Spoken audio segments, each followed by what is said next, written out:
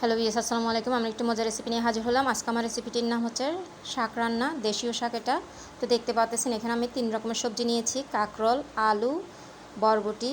একদম অল্প অল্প পরিমাণ দিতে হবে আর এইভাবেই কিন্তু কেটে নিতে হবে। এরই মাঝে আমি মসুরের ডাল দিচ্ছি, চিংড়ি শুটকি দিচ্ছি, রসুন কুচি দিচ্ছি, পেঁয়াজ কুচি দিচ্ছি। আমি রসুন কুচি এবং পেঁয়াজ কুচি পরে দেবো আবার। তো দেখতে পাচ্ছেন আমি কাঁচামরিচ ভেঙে দিচ্ছি।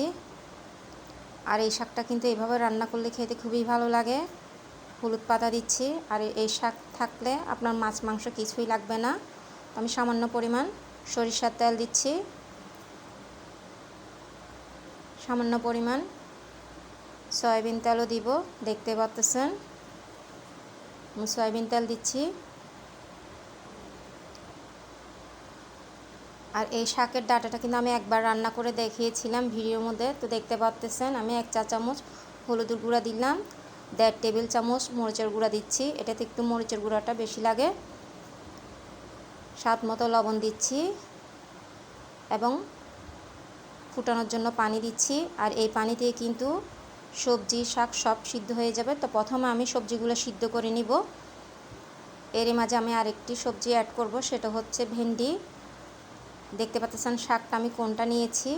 এটা কিন্তু আমাদের দেশগ্রামে, এখন শহরেও পাওয়া যায়, দেশগ্রামে তো পাওয়া যায়। তো দেখতে পাচ্ছেন আমি শাকগুলোকে কীভাবে কেটে নিয়েছি। এরই মাঝে আমি ভেন্ডি কুচিও দিয়ে দিচ্ছি। দেখতে পাচ্ছেন আমি হলুদ পাতা দিয়ে দিলাম। আর এই শাকের মধ্যে কিন্তু আঠালোযুক্ত একটা সবজি দিলে কিন্তু শাকটা খেতে আরও ভালো লাগে।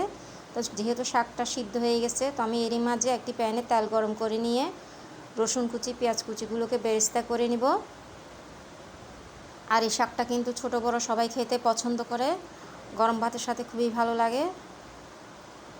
দেখতে পাচ্ছেন আমার বেরেস্তাটার তৈরি হয়ে গেল।